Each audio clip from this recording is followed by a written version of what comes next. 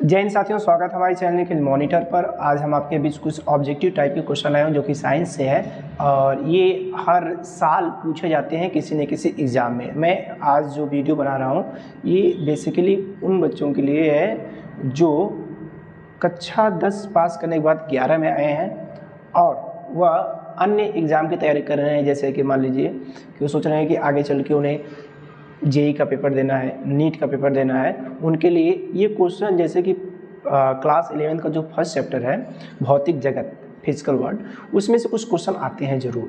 तो वही क्वेश्चन मैं लेकर आया हूँ।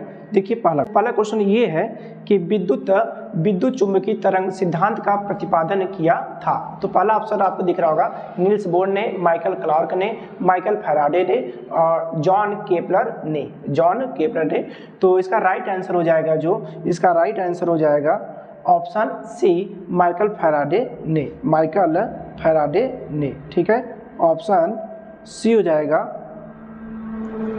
मैं रेड कलर कर दे रहा हूँ, माइकल फैराडे ने। ठीक है, तो right answer Michael Faraday, option C. Okay, next question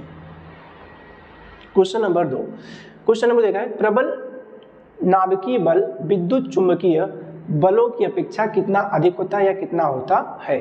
तो ऑप्शन फर्स्ट है 100 गुना अधिक, 100 गुना प्रबल, 106 गुना क्षीण या 106 गुना प्रबल।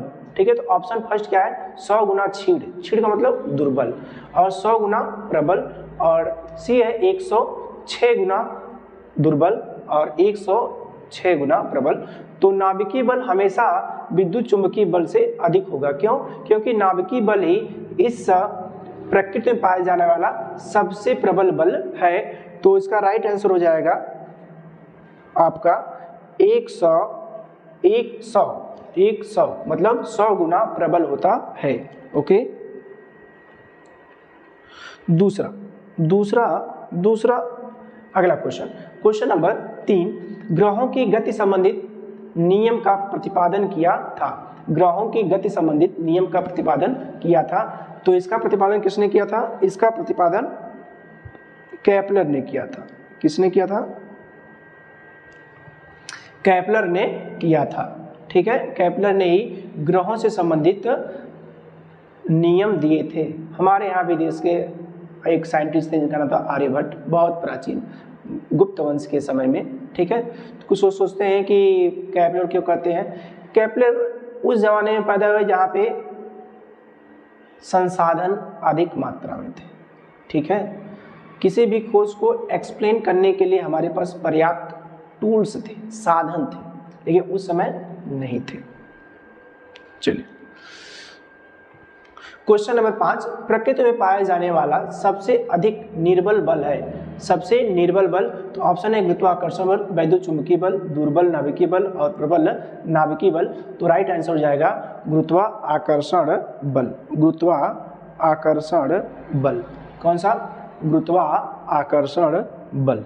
ओके, क्वेश्चन नंबर 5 क्या है? क्वांटम सांख्यिकी का प्रतिपादन किया था। तो क्वांटम सांख्यिकी का जो प्रतिपादन किया था माइकल फैराडे, चंद्रशेखर वेंकट रमन, सत्येंद्र नाथ बोस और शोभनाथ शाह। तो ऑप्शन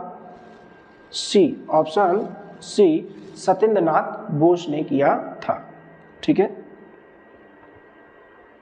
क्वेश्चन नंबर 6 है कि द्रव्यमान ऊर्जा की तुल्यता किस वैज्ञानिक ने स्थापित की? वैज्ञानिक का नाम था आइंस्टीन। आपने उनका नियम जरूर पढ़ा होगा। एक था E =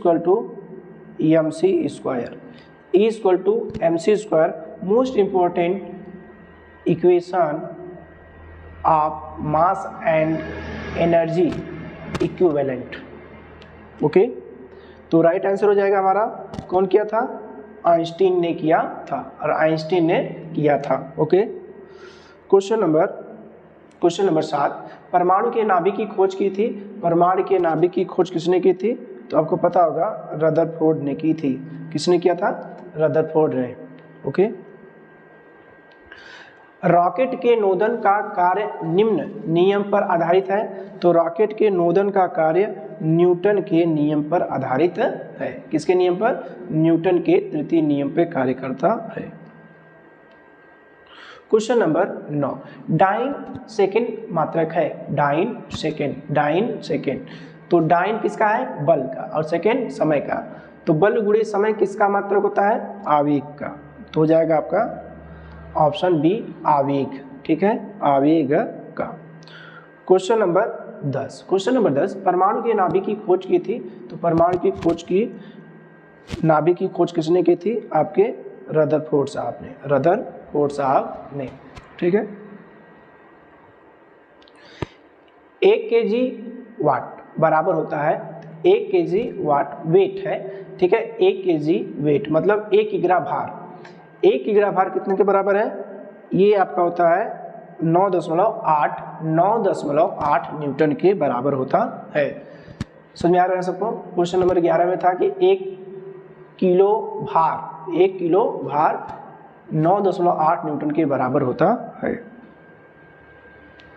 क्वेश्चन नंबर 12 कि रॉकेट नोदन का कार्य निम्न नियम पर आधारित है। तो रॉकेट नोदन का कार्य न्यूटन के नियम पर आधारित है। निम्न में से किस जोड़े की बीमा समान है?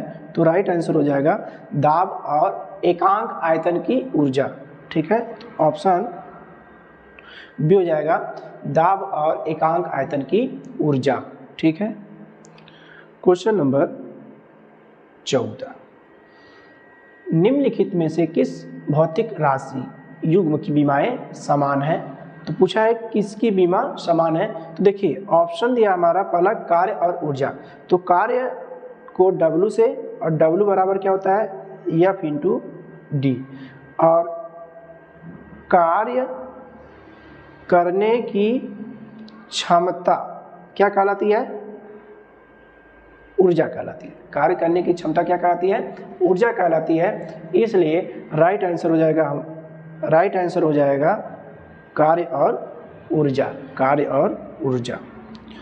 और ऊर्जा एक दूसरे के पूरक हैं, इसलिए उनकी बीमा भी समान हो जाएगी। 15, क्वेश्चन नंबर 15 कह रहा है कि 0.00321 में सार्थक अंकों की संख्या है। सार्थक अंक बोलते हैं सिग्निफिकेंट फिगर्स। ठीक है, तो देखिए सार्थक अंक निकालने के कई नियम हैं, जिसमें से एक नियम ये कहता है कि अगर दशमलव के पहले जितने जीरो, दशमलव के पहले, जैसे देखिए प्रश्न में क्या दिया है कि दशमलव के पहले कितने जीरो है? 2 जीरो है। दशमलव पहले 2 जीरो है, इसलिए दशमलव के पहले जो 2 जीरो है वो काउंट नहीं किए जाएंगे। वो दोनों जीरो सार्थक अंक नहीं है। बाकी गैर शून्य मतलब non zero number is known as significant figures. तो इसमें total number of significant figures हो जाएंगे, कितने हो जाएंगे आपके? कितने हो जाएंगे? 3। ठीक है, तो सार्थक अंकों की संख्या 3 हो गई। अब देखिए क्वेश्चन नंबर 16 कर रहा है कि 2.57 और 2.4 मीटर का अंतर है। ठीक है, तो देखिए आप जब इसको सॉल्व करेंगे तो 2.57 में 3 सार्थक अंक है और 2.4 में 2 ही सार्थक अंक है। इसलिए इसको जब सॉल्व करेंगे तो मिनिमम सिग्निफिकेंट फिगर जिसमें होगा हम उसी को देंगे। तो देखिए इस एक में है 2 और एक में 3 सिग्निफिकेंट फिगर्स, तो कम वाला कौन है? 2। तो इसको जब हम सॉल्व करेंगे और 257 का मतलब और 240 निकालेंगे तो बचेगा 17, तो 0.17। ठीक है, तो राइट आंसर हो जाएगा हमारा ए वाला। ठीक है, चलिए क्वेश्चन नंबर 17 द्रव्यमान ऊर्जा की तुल्यता किस वैज्ञानिक ने स्थापित की? तो ये क्वेश्चन आया था अभी, किसने किया था? आइंस्टीन ने द्रव्यमान ऊर्जा संबंध को बताया था। क्वेश्चन नंबर 18 किसी वस्तु A के लिए प्रतिशत त्रुटि, प्रतिशत त्रुटि क्या होती है, उसका सूत्र क्या है? तो पहला ऑप्शन आपको ये दिया है कि A/डेल्टा A इंटू 100, दूसरा ऑप्शन है डेल्टा A/A इंटू 100, तीसरा ऑप्शन है A divide by 100 and multiplied by delta A नीचे है, और लास्ट वाला है a इंटू डेल्टा ए। तो राइट आंसर हो जाएगा हमारा ऑप्शन बी, डेल्टा ए बटे ए गुणे 100। ओके, डेल्टा ए बटे ए गुणे 100। क्वेश्चन नंबर 19 कि किसी स्क्रू गेज द्वारा जिसका पिच 0.1 सेंटीमीटर है और लीस्ट काउंट 0.001 सेंटीमीटर है, तो किसी पतले तार की माप के लिए निम्नांकित प्रेक्षणों में से किसे सही मान सकते हैं। तो देखिए लिस्ट काउंट है 0.001, तो इसमें देखिए कितना अंक तक गया है, दशमलव के बाद 3 अंक तक गया है। तो दशमलव के बाद 3 अंक तक किसमें है, ऑप्शन सी में है, तो इसलिए ऑप्शन सी सही हो जाएगा। क्वेश्चन नंबर 20 और ये लास्ट क्वेश्चन है, यदि द्रव्यमान में 2% और चाल में 3% की त्रुटि होती है, तब गतिज ऊर्जा में कितने % की त्रुटि होगी। तो गतिज ऊर्जा का सूत्र क्या होता है, तो हम पढ़े हैं K = ½ mv², ये पढ़े ना। तो हाफ तो कांस्टेंट हो गया, m और v² ही नंबर है। तो देखिए प्रतिशत त्रुटि में m में 2 है, तो इसको 2v, और m में 2% प्लस 2 गुणे 3, तो 2 + 6 बराबर 8%। 8 किस में है, 8 आपका तीसरा ऑप्शन है 8%। तो आज की वीडियो में मैंने 20 क्वेश्चन सॉल्व कराए हैं। ये क्वेश्चन